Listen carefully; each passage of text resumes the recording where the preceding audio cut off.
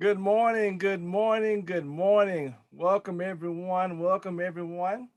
My name is Michael Miner. I'm the Executive Director of Oak Hill Regional Community Development Corporation. Hold on one second. There we go. All right, get that echo out the way. Welcome everybody to today's session. Look, just before I go into our further welcoming, remember we are restreaming on Facebook and YouTube.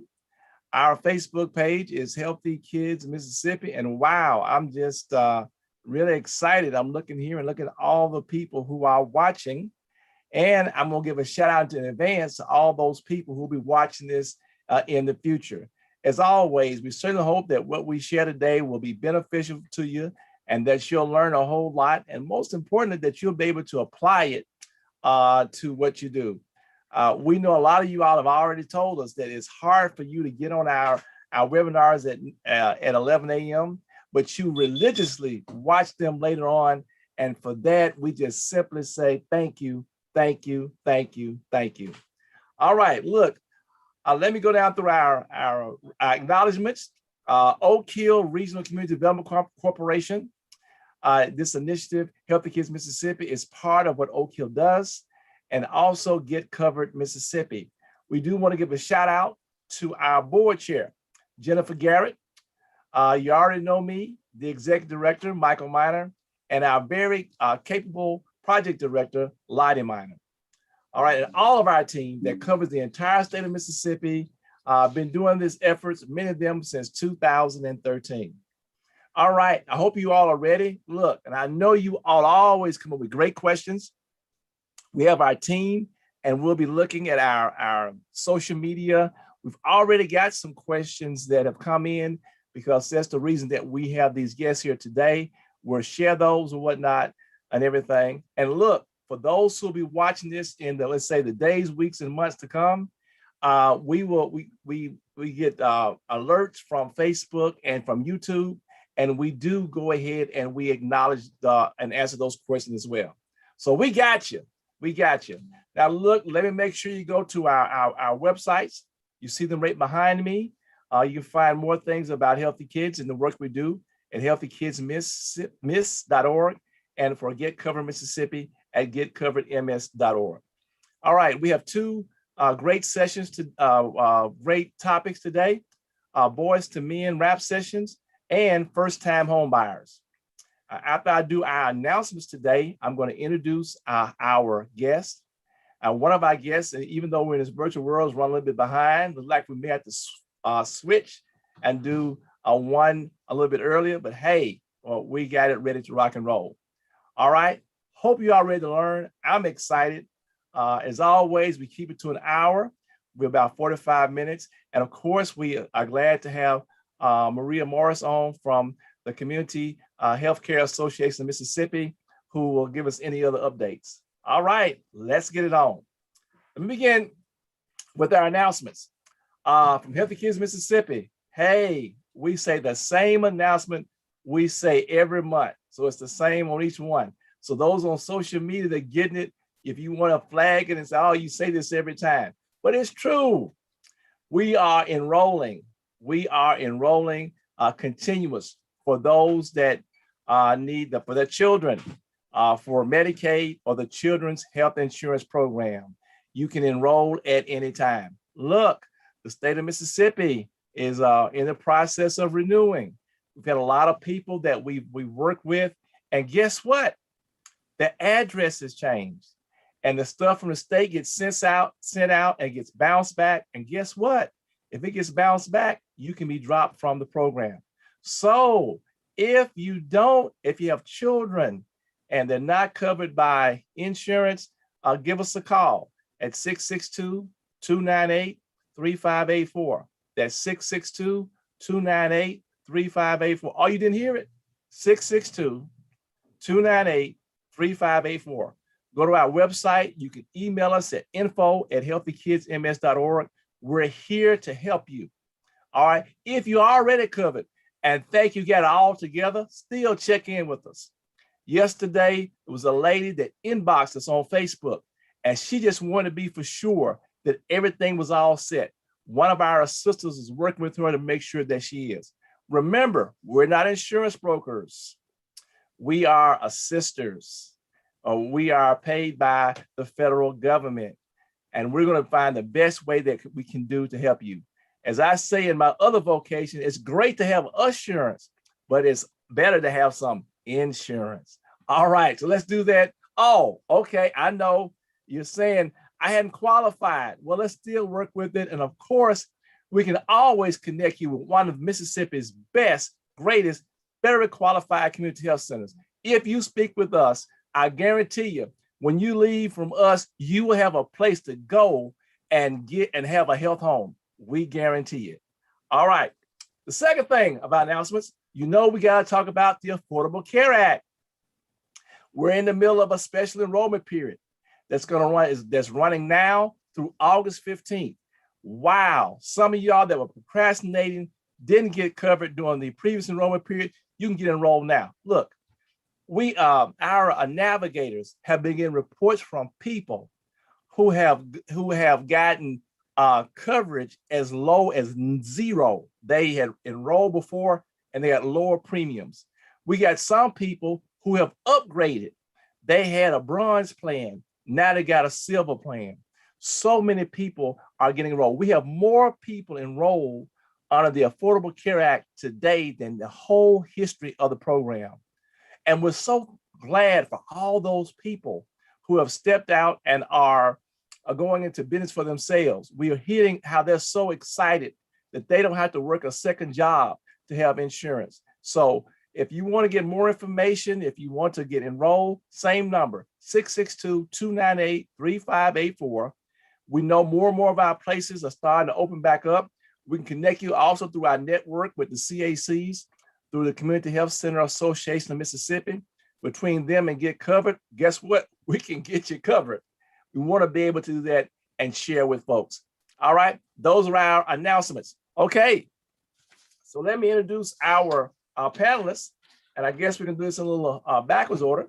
When I introduce them, I'm gonna put them on the spotlight. They ain't gotta say anything, but I'm gonna spotlight first. Who's gonna be our first panelist? Area Mays. All right, Area Mays was a co-founder and co-CEO of Area Courier Service, a regional service that its height did about $1 million in sales.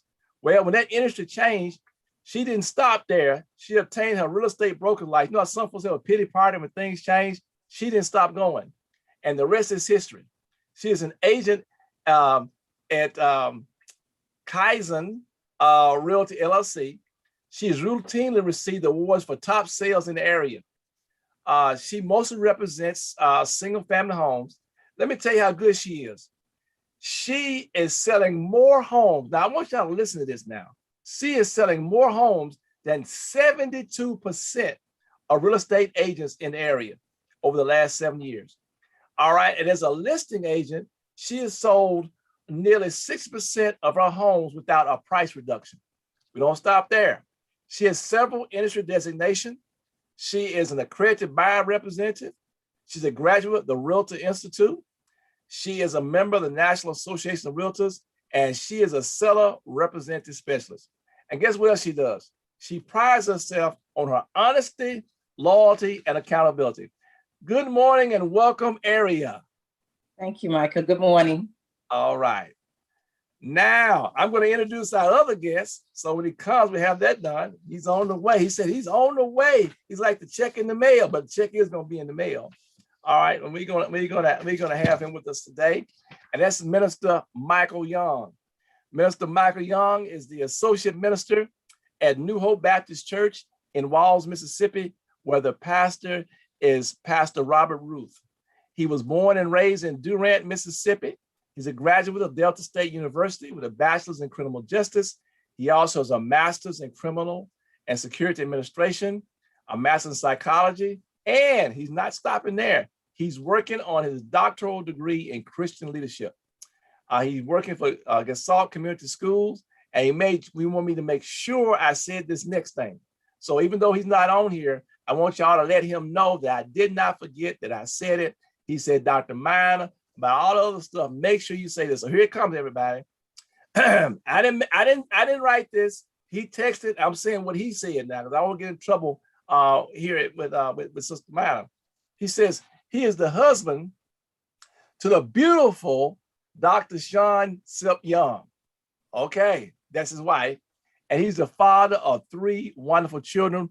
One of them just graduated from high school and is on the way to college. So we're looking forward to hearing from Minister Young. All right, let me add Ari. We're gonna flip around and have her go first. And we're gonna add her spotlight. Okay, hold on. Here we're excited, and let me do this for y'all. Minister Young is calling me. I'm gonna have him call Pastor Montgomery.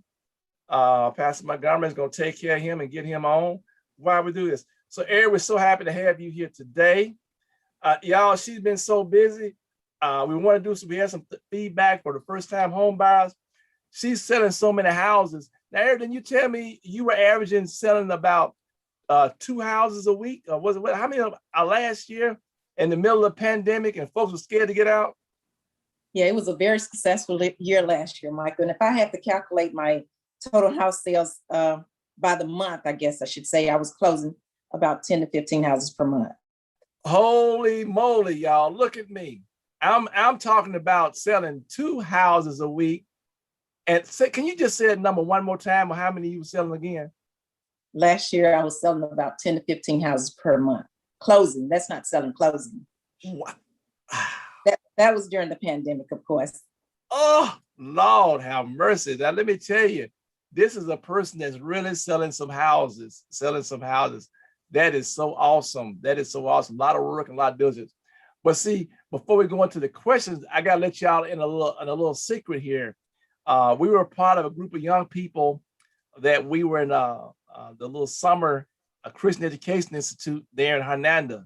And we always talk about all the great things that people have done out of that. So she couldn't help herself for doing so. All right. Okay, let's get down to the questions. Here. Okay, sure. All right. You all asked us to do some things on first-time home buyers. You all out there in our audience. Some of y'all said you weren't going to be able to watch today. So guess what? We got it. You can share it. And she's going to type her information in the chat so we can share it, her phone number. She doesn't mind working with you and everything. You know, I got to say one more thing about her. One thing I love about Area is I say she has this, she has a waiting pool, not a waiting pool, but a waiting pool. She has people she's working with that, you know, may have some things they got to get together, you know, make credit, down payment, all that stuff. And she's working with them. And I admire her. She's selling all those houses. And then she's working with folks that really don't have anything. And then sometimes months, sometimes years later, she brings them in and sells them. Wow. And I've seen all the testimony, folks in tears and everything else. And she gets so many hugs and all this and everything. So I just had to throw it in for free. Okay. Okay. Thank you. All right. Here we go. The biggest question folks come up with, Area, is this one right here. How much mortgage can a person afford? Okay. It's all going to depend on the individual, of course, what they feel comfortable with paying per month. If they can compare their rent versus a monthly mortgage payment.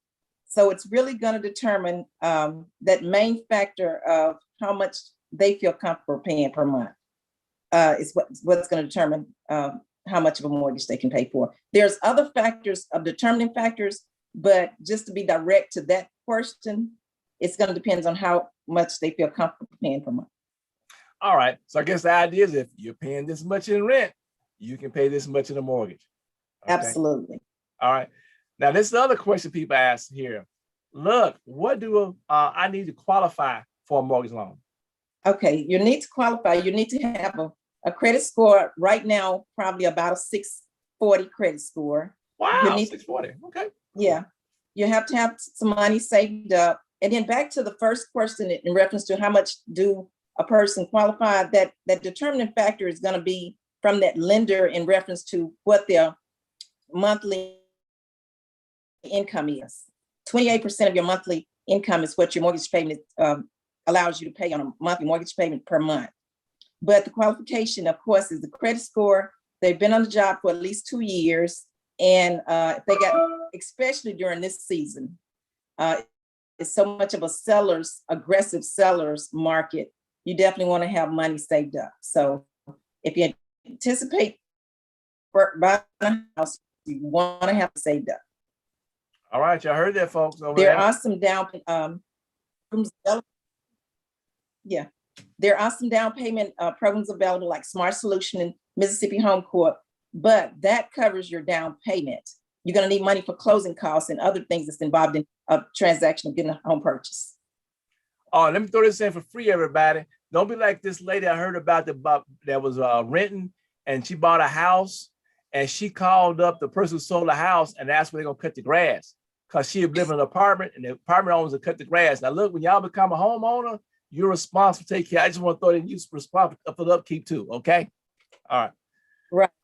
Absolutely. Next question here. Yes. Next question here. They're asking, should I get a fixed rate or adjustable rate mortgage? Okay, the answer to that question is always get a fixed rate. You never want to get an adjustable rate, because adjustable rate can change. So you definitely want to get a fixed rate so that you know what your monthly mortgage payment is going to be during the duration of you paying that mortgage. And you don't want any hidden agendas where it's going to be adjusted later at any degrees. You want to always get a fixed rate. All right, everybody, you heard that. Get a fixed rate. Don't get one of them called exotic mortgages. Look, another story for free. I had a great neighbor across the street from me. He was a fireman, not a fireman, firefighter, and he was getting all in overtime, and he thought it'd be all good. And then the overtime cut off, the exotic mortgage went up, and you know what happened? The home got foreclosed, and I hate it now. And he actually was so sad, area. He came back a few months later, just looked with the house he lost. Bless his heart. Oh, wow. All right. So so fixed rate mortgage, everybody. All right. Yes. Now, the next thing is this PMI. What is PMI? PMI is private mortgage insurance, and that covers the lenders that's loaning you the money. So to avoid PMI, if you pay 20% down, you can avoid PMI. You get a FHA loan, PMI automatically attach that loan for the duration of the 30. Convert it to a conventional loan, and then your balance of your appraised value is less than 20% of the what you owe, then it can drop off with a conventional loan. But if you get an FHA loan, you're stuck with PMI for the duration of the loan. Okay. All right. There you go. And that's a premium mortgage insurance. Okay. That covers the lender. All right. And one of the things that happens when you're on this technology, it freezes up. Now, we'll repeat the last thing you said. The area your whatchamacallit froze up there. Oh, I'm sorry. Okay, yeah. I said that if your comparison of what you owe on your mortgage, if you owe your equity in the house and you have 20% equity, if you have a conventional loan, your PMI can drop off. But however, if you have an FHA loan, the PMI is attached to that loan for the duration of that period of that mortgage. All right. And also, look, I just noticed on our restreaming, we had some more people to join. Again, let me just say it again. My name is Michael Miner with Oak Hill Regional Community Development Corporation, and you have joined our third Wednesday webinar. And we're now speaking with Area Mays of Kaizen Realty, and we're talking about being a first-time home buyer. For those of y'all that missed the first part of our broadcast, we will be saving this, and you can watch the first part as well. All right, let's continue. All right, next big question. Should I get a 15 or 30-year mortgage? Okay, that's a personal preference. A 15-year mortgage, of course, is going to be much more than a 30-year mortgage. But if you ask me, and in my opinion, I would probably suggest that you get a 30-year mortgage, which that's what most people get is a 30-year mortgage. And then, of course, if you could ever pay extra towards your principal, you can reduce that 30 down to so less with the 30 years. Okay, so you can pay more onto it. Okay, all right. So if I got it right, yes. You can pay more on the 30 and get done sooner, or get on the 15 and can't pay and you have to come live outdoors somewhere. Absolutely. So a 30-year mortgage is definitely better than a 15, but it's a personal preference. Okay. All right. All right.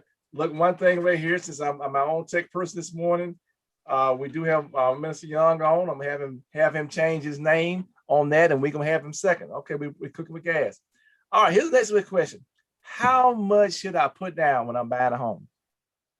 Okay, and again, that's another good question. But what I suggest is that if you get an FHA loan, your down payment is 3.5%.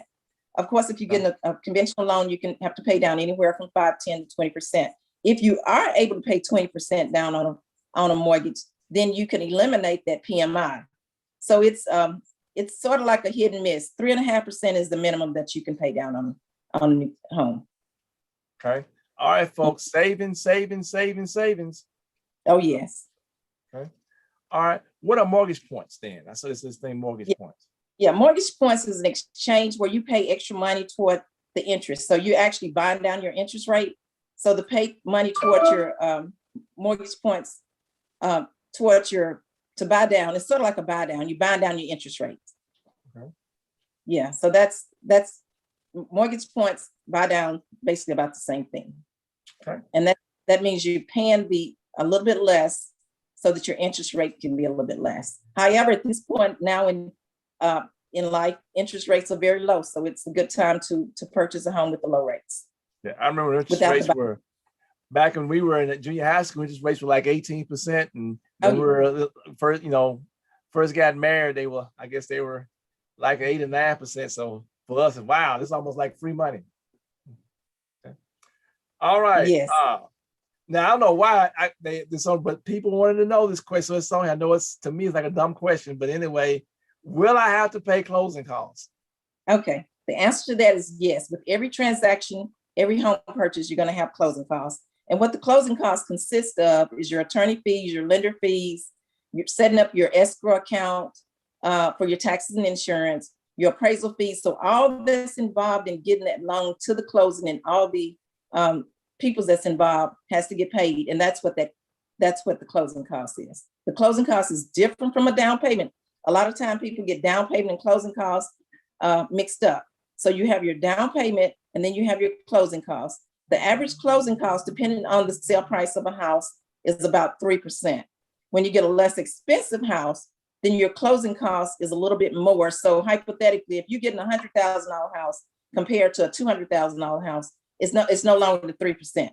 The percentage is going to go up because everything that's still involved in purchasing a $100,000 house is going to be the same regardless if it's a more expensive house. Okay. All right. So y'all heard that now. So don't just get happy. Oh, I got my down payment. You need your down payment. I always said down payment, closing costs, and then some more. Absolutely. I agree. All right. Yes. Okay. All right. And this is the part, I think this next part is really what area specialized in. So talk to us. What is pre-qualification? Pre-qualification is the beginning phase of you filling out a loan application. And that's when the lender's going to gather your information, your W-2, your tax returns, and all of your information. If everything meets the expectation, then they will provide you a pre-qualification letter. Now, pre-qualification letter is not a commitment letter. After you found a house, you get a pre-qualification before you look for a house. Once you found a house, then the loan officer and the underwriter is going to go more in depth of the process. And then they're going to review everything very thoroughly. And that's when you get your commitment letter. Your commitment letter is pretty much a guaranteed letter as long as everything is the same until the transaction closed. But a pre-qualification is not necessarily a guarantee. Okay. All right. And we know sometimes people, and this may not be for first-time home buyers, but this was a question that come up previously. What is refinancing and when should I do it? Refinance is when you going back to your lender and you're doing another loan application. But this time it's a little bit different because you either check and see how much equity you have in your home or the interest rates are low. So you got a lot of factors involved as to when should you refinance. In my opinion, if you got an interest rate that was 6 or 7% back a few years ago, and now the rates are down 2 and 3%, it's a very good time to refinance to get a lesser monthly mortgage payment.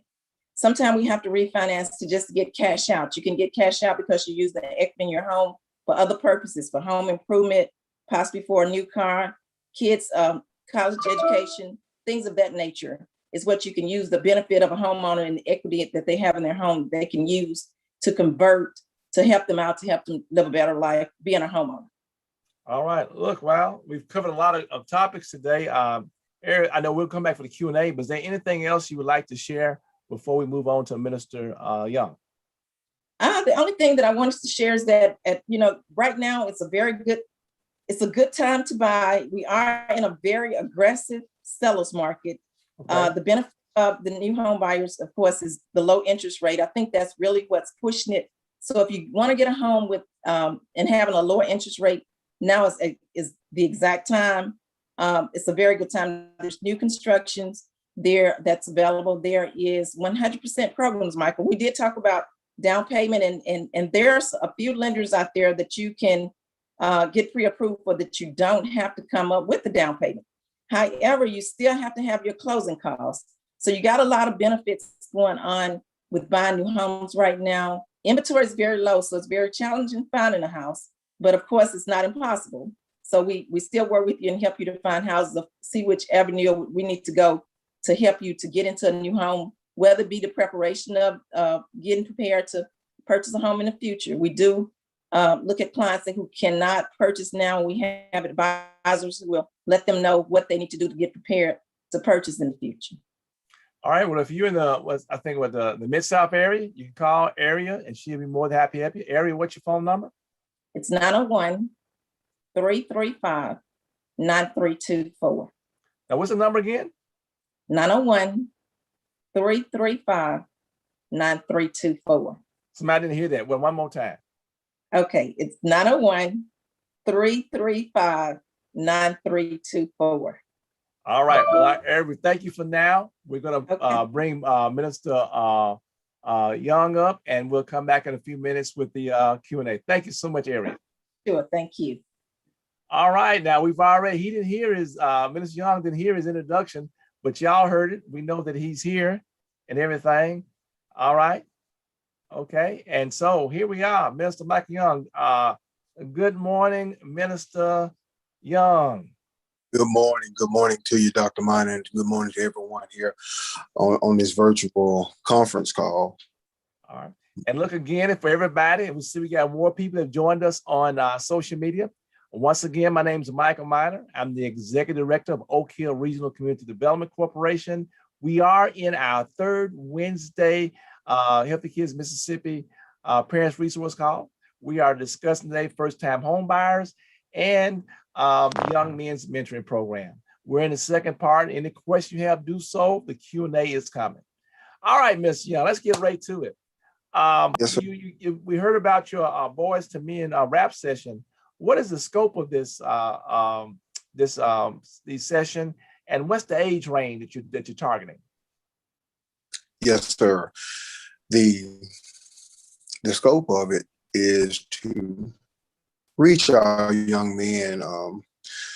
We felt like our young men were who it all started with young men who were desiring the opportunity to go to college to play collegiate sports, and we were noticing that a lot of our young men were possessing attitudes that were not going to be successful for them, meaning they were not adhering to authoritative figures, where they were not able to receive the sort of constructive criticism that were going to be forwarded to them at the collegiate level, nor with the amount of competitiveness and the rigorous schedules that college itself requires. A lot of our young men had become overwhelmed, and just seeing a decline in young men losing that interest or even becoming overwhelmed to the fact that they were falling by the wayside. So with that being said, we thought it would be important that we spearhead this from a middle school to a high school range by giving them some information that would, spearhead the fact that showing them that, one, college is going to be a little more rigorous than high school, from classroom to, if you are planning to play sports, the athletic expectations. A lot of times our young men, and please, I don't want to forget the young ladies also, because it's in our young women as well, but because we had started with just a young Boys to Men rap session, our young men, we're finding that a lot of their attitudes were just not in the right place with being coachable. And one of the things that moving in life, when you move into college, you have to be coachable. As you move into the job world, you have to be coachable.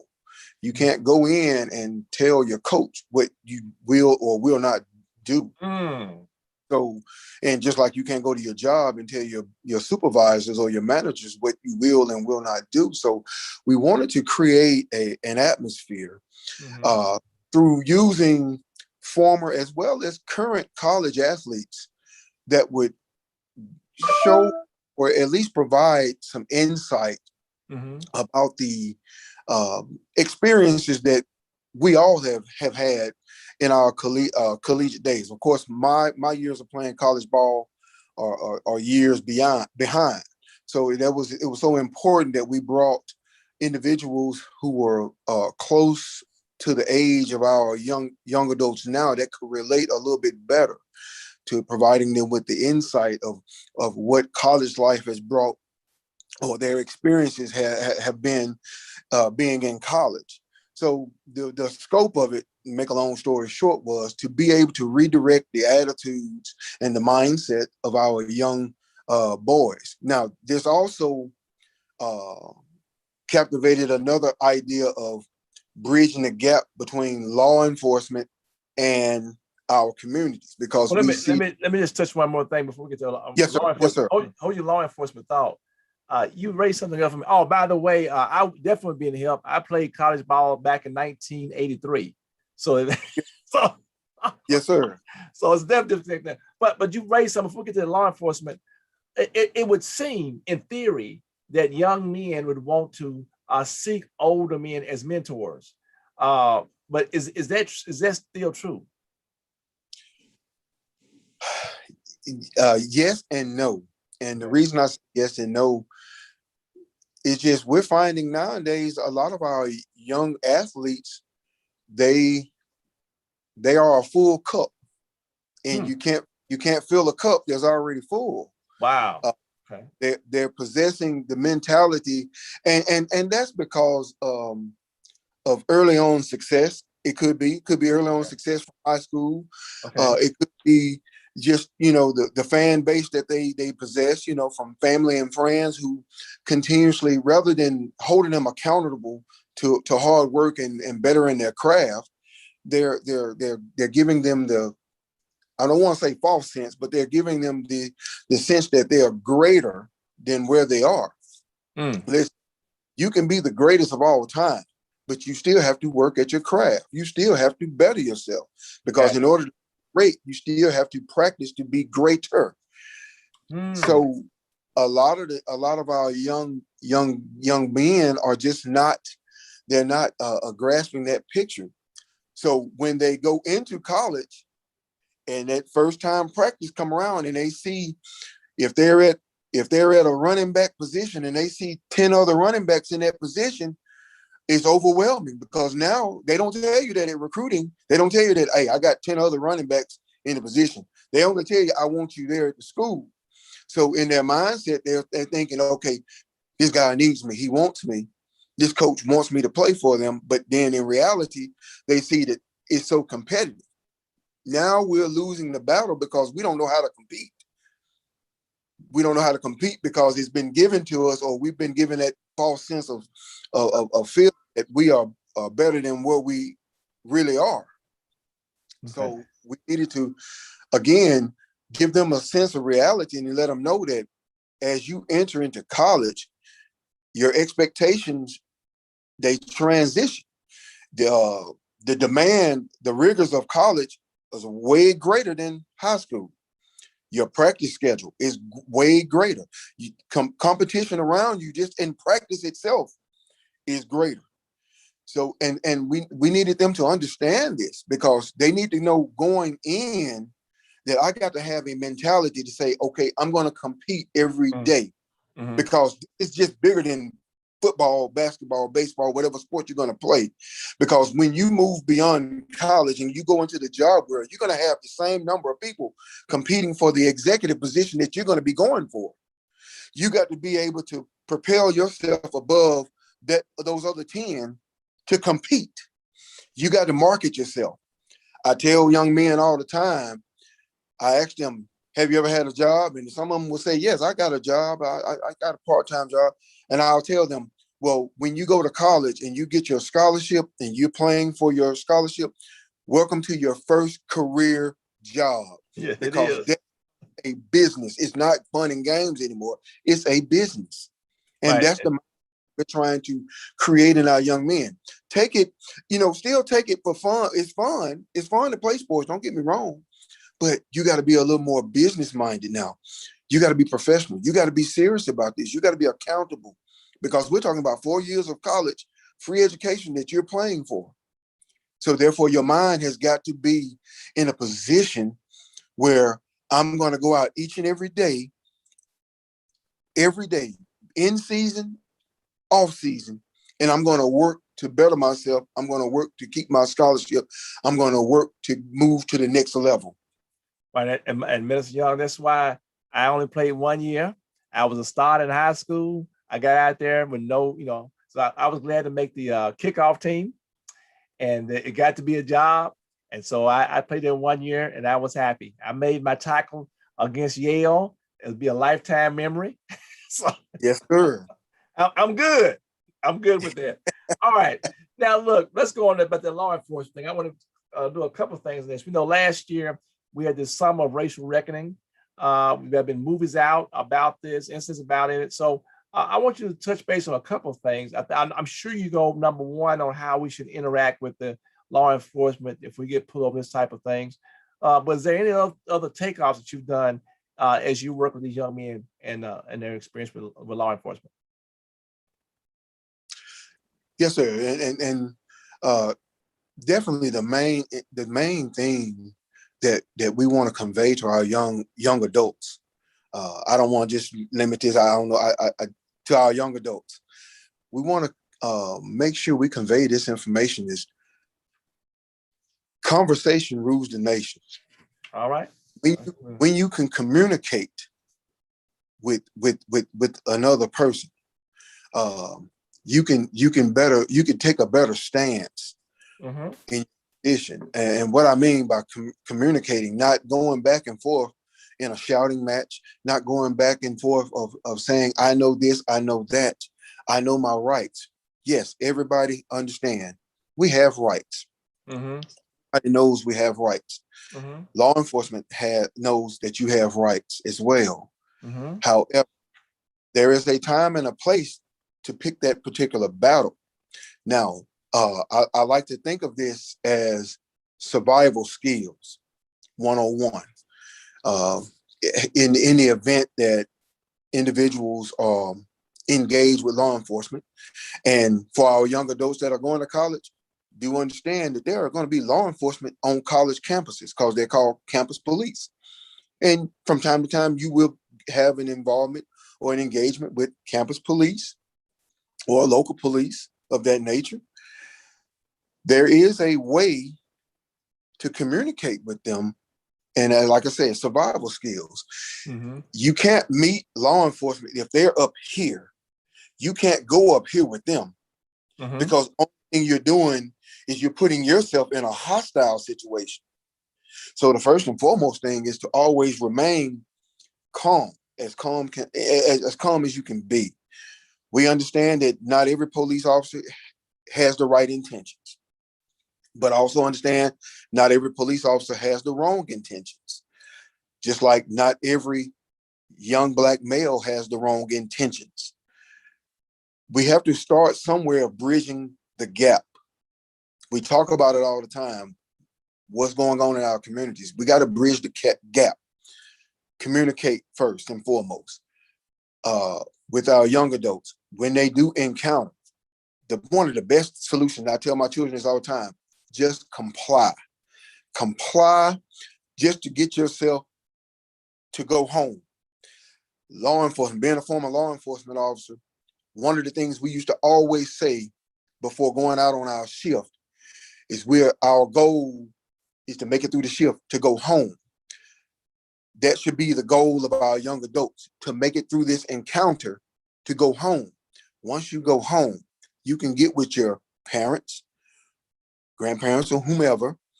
You can get with other local leaders, and you can get with that local precinct. Then you can fight the battle. But at that particular time, the main thing is survival. Getting home. It's not always important to get into a shouting match with law enforcement. That's only going to escalate the situation. And, unfortunately, that causes more hurt. Help. So my suggestion is, first and foremost, taking a deep breath and taking steps back to, first of all, get in survival mode. Just comply to get through that encounter. Then you can, if all allows you to, you can take it to the next level once you get through that encounter. Okay. All right. Well, you covered a lot of ground here and put us together on your wrap session to the focus. What do you see this evolving to? We know we started with the actual session interacting with the young men. What do you think the natural evolution of the work that you have will be?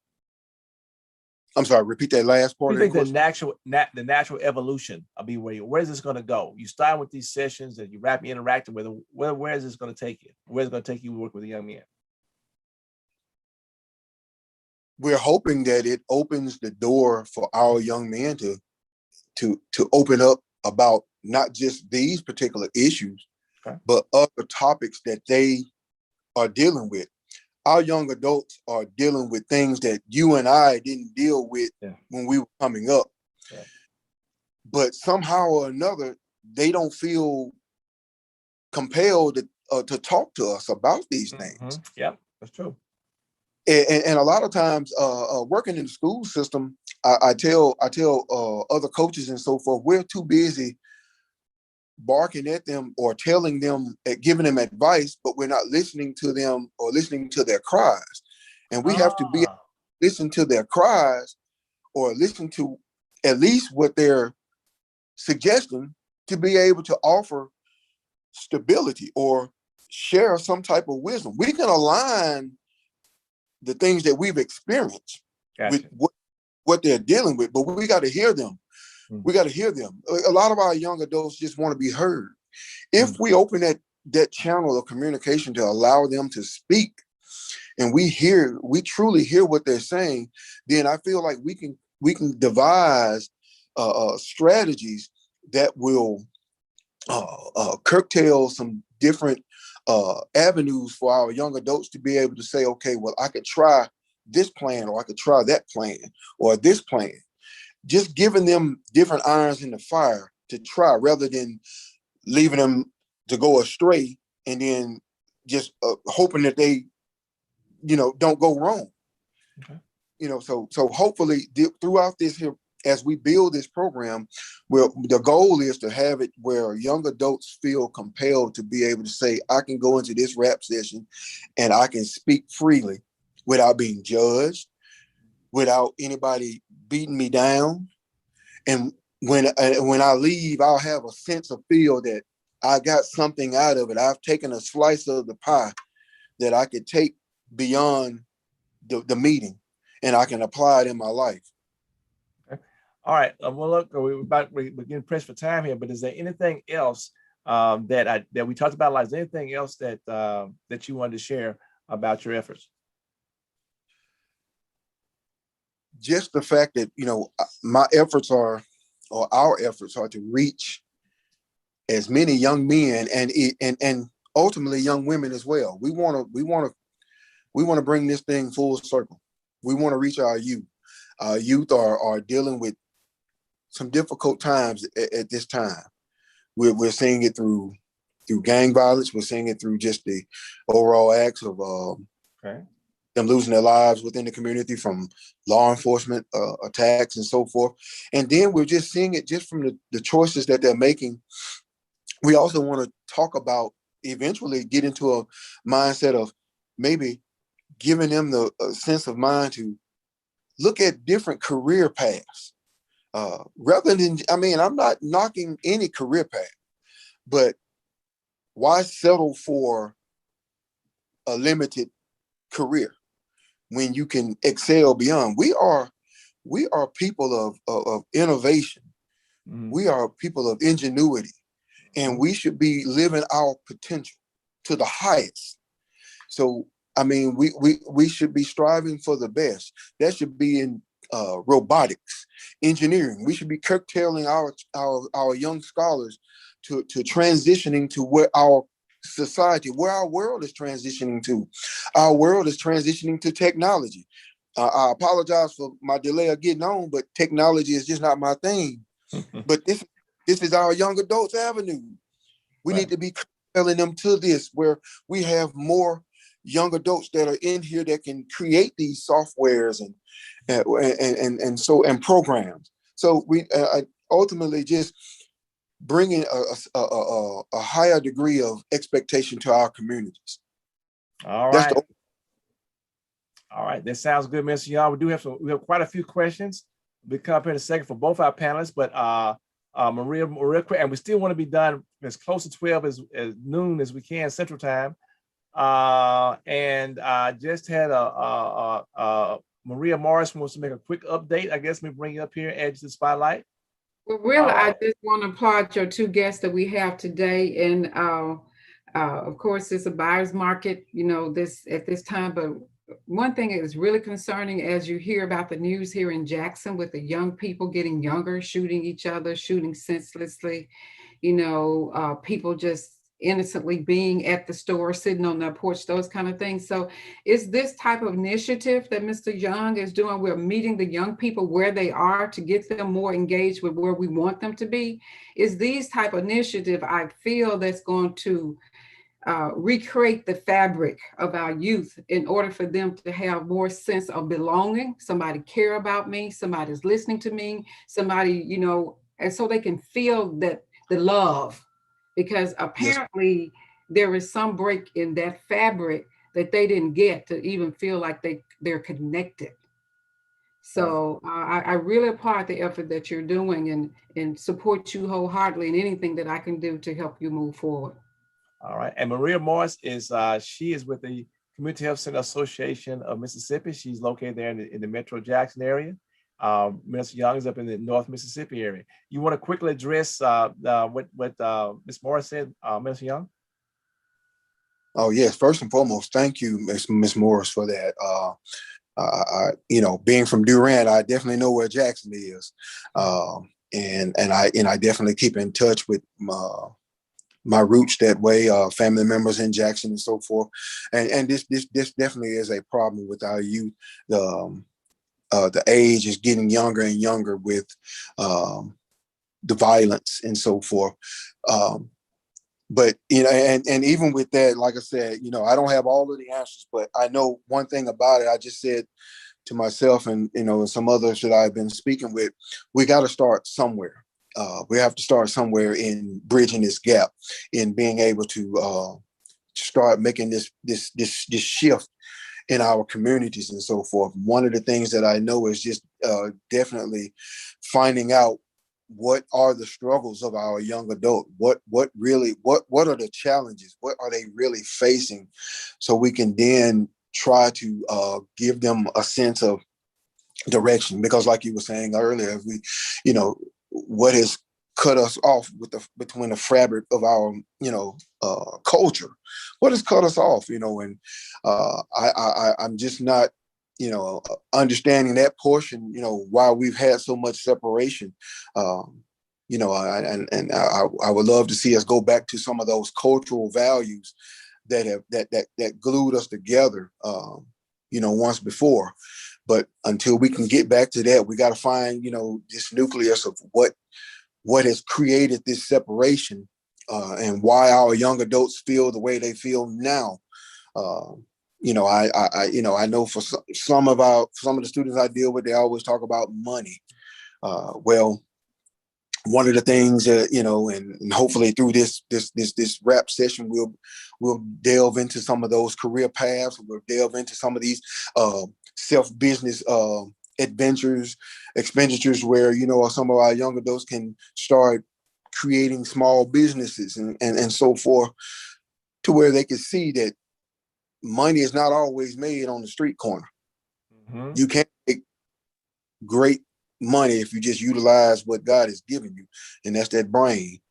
I have a couple of scholars whom I work with at the school who have started lawn care businesses and have been going on for 2 years now with their lawn care businesses. And they've built their business from everything from just with the lawnmower, weed eater, and a gas can. Now they have a couple of lawnmowers. They have a couple of blowers. They're building their fleet.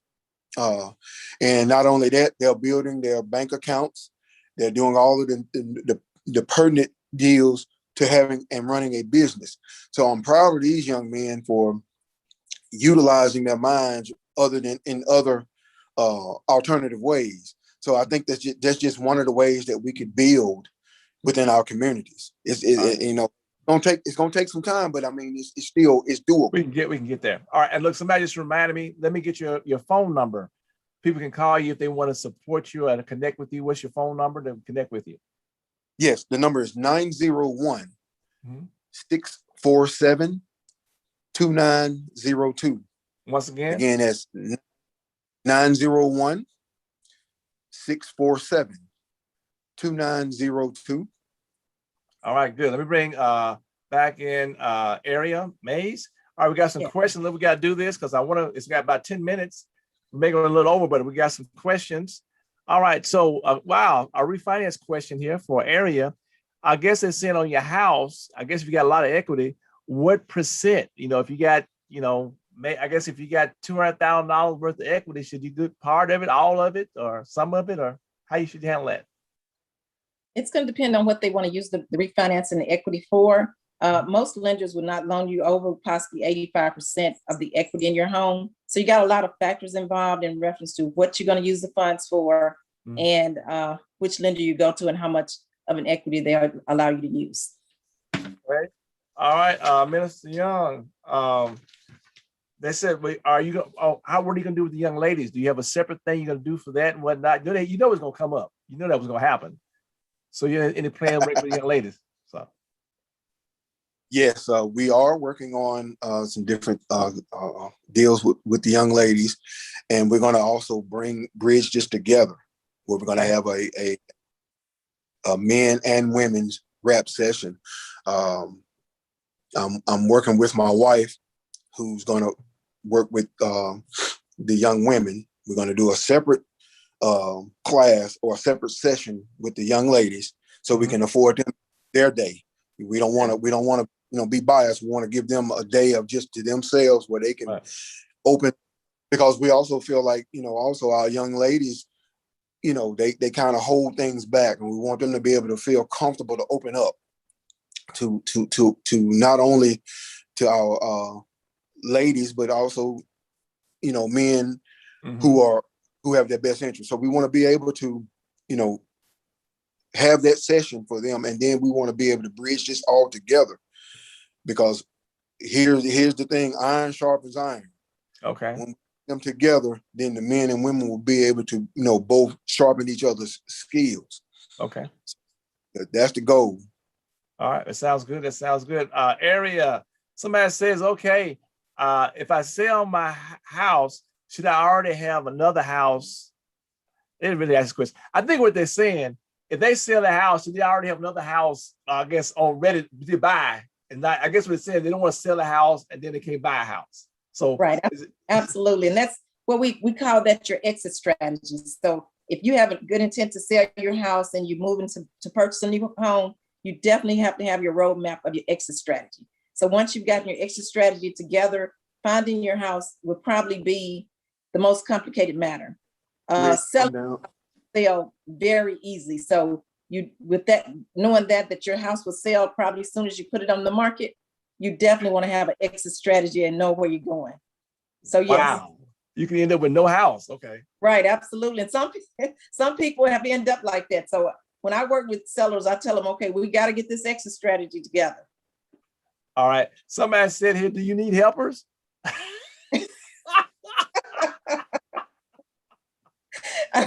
Well, we'll move along with that one. Yeah.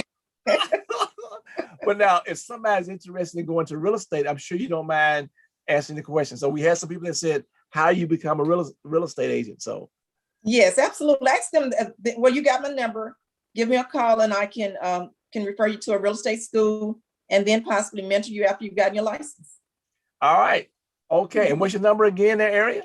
It's 901-335-9324. All right. I think we got all our questions, because really these two sessions today came because of questions. I don't think I see anything else in the chat and on here. Look, Area Mays, Minister Michael Young, we thank y'all so much. This has been one of the most interactive and question answer sessions that we have.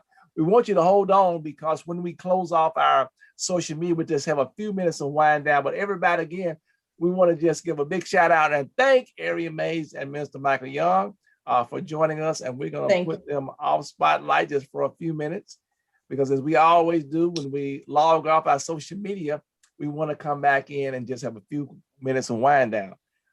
We want to see if, I know I saw Teresa Zayas on from our regional office for the U.S. Department of Health and Human Services.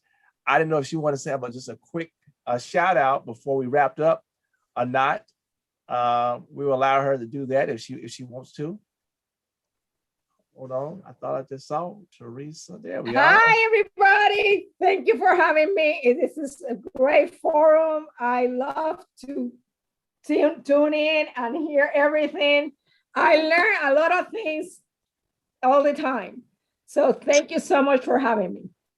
All right, no problem. Thank you for joining us today. All right, and again, we remind everyone, and you all, and everybody's reminded me, we know that this is a recording. You're going to watch it later on. If you missed anything or other things you want to know about, you can always contact us at 662-298-3584, 662-298-3584. You see our websites back behind us. We're here to help you. And we hope that you will join us again on next month for our third Wednesday chat, which will be Wednesday, July 15th, at 11 a.m. Join us there, and then we'll have another lively discussion, working on a couple of topics that may be helpful for you. Again, my name is Michael Miner. I've been your host, and I am the Executive Director of Oak Hill Regional Community Development Corporation. And this webinar has been a production of Oak Hill Regional Community Development Corporation. Thank you so much for joining us today, and be blessed.